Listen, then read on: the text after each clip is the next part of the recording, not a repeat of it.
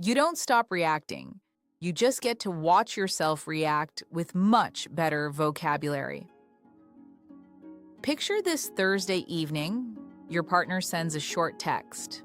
2 words. Running late, fine, talk later. And before you finished reading it, your stomach has already dropped.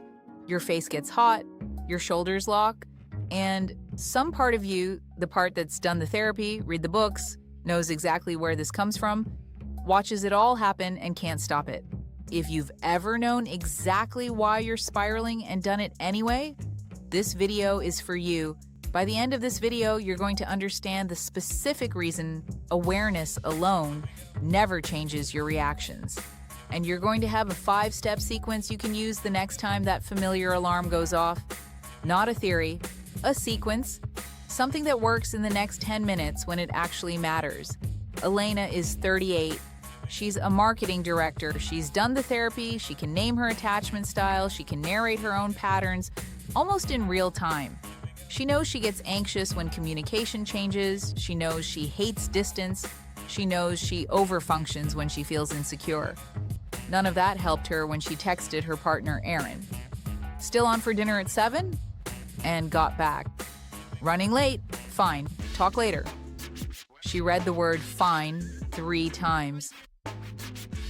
Her stomach dropped. Her face got hot. A calmer part of her knew there were ordinary explanations. Delayed train, dead battery, bad day. But that calmer part was faint. The louder part had already started building a case. Maybe he was annoyed. Maybe what she said the night before had landed wrong. Maybe he was pulling away. Maybe she was doing that thing again, eating too much and ruining the mood. So she opened the thread, closed it, reopened it, typed 3 different replies, deleted the long one, the paragraph explaining she wasn't being clingy, and sent 2 shorter texts that together said the same thing.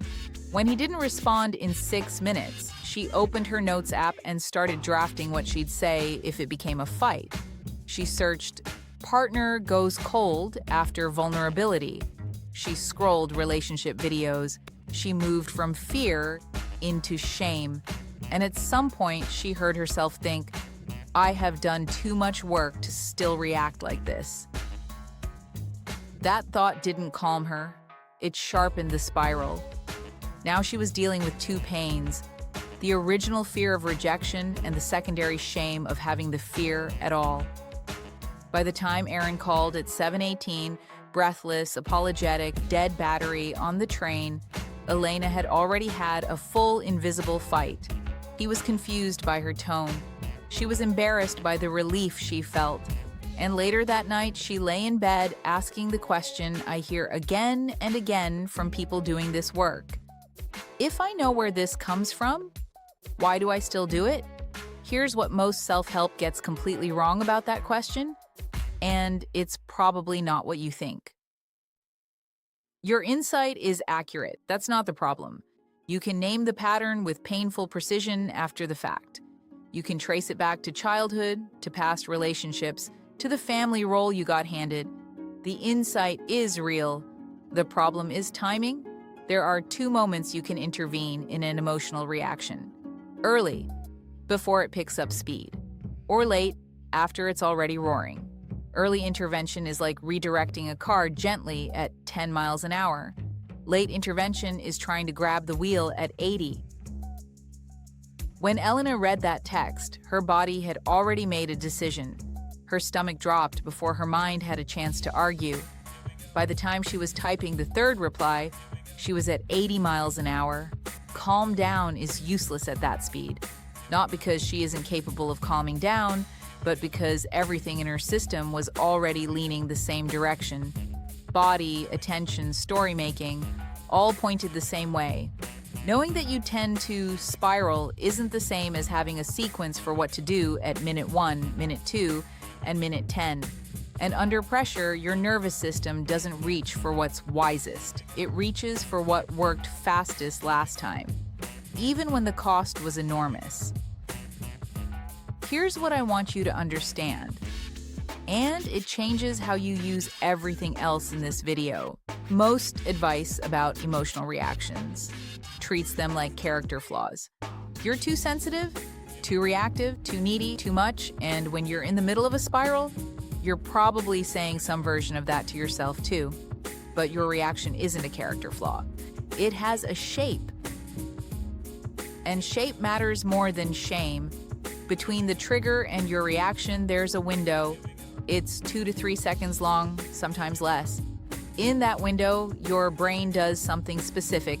It makes a story. Before you've consciously decided anything, your nervous system has assessed the threat, matched it to something familiar, and started loading your usual response. That's why Elena didn't choose to spiral. Her system matched dry text to "he's pulling away" in under 2 seconds, and then started executing a protection response that has probably worked at some level before, even if the cost was high. That protection response isn't random. It has a shape. And once you know yours, you have something to interrupt. When someone important to you seems distant, unavailable, or hard to read, your nervous system doesn't wait for evidence. It makes a fast call about danger and recruits one of 5 protection moves. The first is hyperactivation: chasing, escalating, over-explaining, decoding, sending the follow-up text you knew you should wait on, replaying the tone of a message 6 times, asking the same reassurance question 3 different ways, turning ambiguity into an emergency. This was Elena. The second is shutdown. It looks like going numb in a hard conversation, saying whatever when you actually care enormously, leaving a message unanswered because you can't bear the charge in it. And here's the version most people don't recognize: deciding you don't need anything, right before resentment quietly hardens into the floor of the relationship.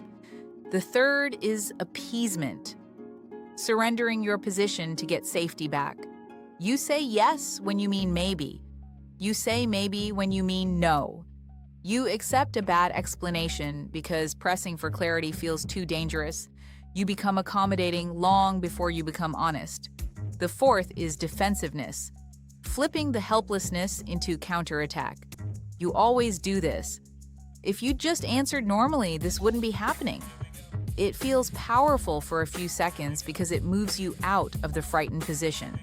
But it leaves the original hurt completely untouched, and it teaches the other person that your pain looks like anger. And the fifth is self-attack, the one most people miss because it stays private. The outside version might be a normal conversation, but the inside version is brutal. You call yourself ridiculous, needy, weak, dramatic, too old to still be like this, impossible to love. The shame gets so loud that you stop asking what the moment actually required of you. Here's the shift I want you to make. And I'm not asking you to make it out of kindness.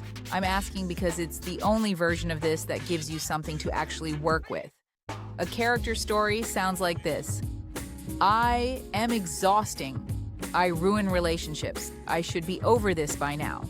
A pattern story sounds like this: a brief cue hit an old fear.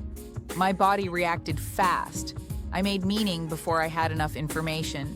Then I reached for my usual protection move. The second version isn't softer, it's specific enough to change. The first one leads nowhere. The second one gives you 4 places to intervene. And here's where it gets interesting, because knowing your protection move is only half the picture. The other half is what I've never seen another channel explain clearly, and it's the actual reason the framework I'm about to give you works when other approaches don't. Most inner child work focuses on why you react, where it came from, what happened, whose fault it was, and that matters. But understanding the origin doesn't give you a sequence for the next 10 minutes. What you need, in a live moment, with the phone in your hand, the stomach dropping, is an order of operations. A partner's short text is happening right now, but the helplessness it stirs, the urgency, the self-erasure, that has an older emotional logic. The moment hits a bruise that didn't start today. And reparenting, in the practical sense, means responding to yourself the way a steady adult would respond to a frightened younger version of you, with structure, with honesty, and with the ability to stay present without letting the old alarm run the situation. I want to be honest with you before we go into this. Most 5-step frameworks feel useful for about 2 days and then disappear. This one is different for one specific reason. It's designed to interrupt the sequence at the earliest possible point, not after you've already executed the old pattern. Here's what I mean. The bad sequence looks like this. Cue arrives, story forms in 2 seconds, protection move executes, damage done, shame follows. You recognize it because you've lived it. The good sequence doesn't ask you to skip the feeling or talk yourself out of the alarm. It asks you to insert one step, one deliberate action before the protection move runs. That's it, one interruption point, and that's what these 5 steps give you. It's called the Reparenting Repair Path. Step 1, notice. Name what happened before you start interpreting it. Not, I went into abandonment panic. That's the after the fact label. What you need is, what was the actual cue? What did you feel in your body first? Not what story did you make, the physical sensation? What meaning appeared immediately? And which protection move is already loading? For Elena, cue, a 2-word text. Body, dropped stomach, locked shoulders, meaning, he's upset with me. Protection move loading, over-explaining. That alone would have been more useful than I'm being crazy again. Notice is not passive observation. It's identification with enough precision to interrupt the blur. Step 2, regulate. Before you interpret, before you respond, before you do anything else, put the phone down, stand up, unclench your jaw, take a slower exhale for 60 to 90 seconds. Your only job is to bring your nervous system down enough that the next decision isn't driven entirely by alarm. This is not denial. It's not pretending the text didn't land hard. It's getting enough steadiness back that you're choosing your next move instead of just executing your old one. There's a difference between those two things, and it's everything. Step 3, need. Once the intensity drops even slightly, ask, what is actually needed here? Not, how do I make this feeling stop? That question just sends you straight back to the protection move. What is actually needed? Frightened people confuse needs with strategies. The need might be clarity. The strategy is sending 4 texts. The need might be self-support. The strategy is apologizing until the other person comforts you. The need might be to know you're not alone in this. The strategy is escalating until someone proves it. Find the real thing underneath the move you're about to make. Step 4, repair. Do the next adult thing that matches reality, not the frightened thing, not the perfect thing. For Elena, that might have been one clean text and waiting.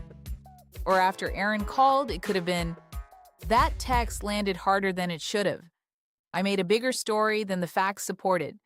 Next time, if you're swamped, can you send in meetings so I'm not filling in blanks? Notice what's different about that sentence. It's not self-erasing. It's not a case file. It owns her reaction without swallowing all the responsibility, and it makes one clear request. Repair is not always emotional, often it's behavioral. Not sending the late-night paragraph is repair. Circling back the next morning when you notice you fawned is repair. Step 5, reinforce. After the moment passes, don't forget it and don't ruminate on it. Spend 3 minutes, write 5 lines, cue, body sensation, story made, protection move, better next move. That's it. Not a journaling performance, a map. Repetition is what makes a better response available next time. One good moment stays a fluke. Reviewing it briefly is what turns it into a pattern. Here's what I want you to do this week. And I mean actually this week, not when you feel ready. Pick one recent moment that still carries charge. A dry text, an awkward silence, A yes you said when you meant no. Just one.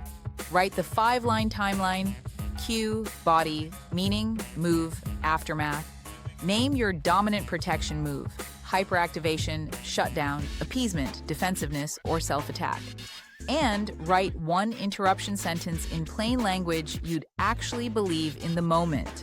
If a live trigger happens before you get to it, your only job is the first 2 steps. Notice, regulate, that's it. Interrupting the beginning of the old pattern is already meaningful progress. If this describes something you've been living with, drop me too in the comments. I read everyone. Knowing who's here helps me make these more useful for you. Subscribe if you want a new tool every week. Next video, we go even deeper. You'll learn how to catch the trigger before it turns into a story, which is where most of the real leverage actually is. The full framework across every area of your life, not just relationships, is in the description below. See you next week.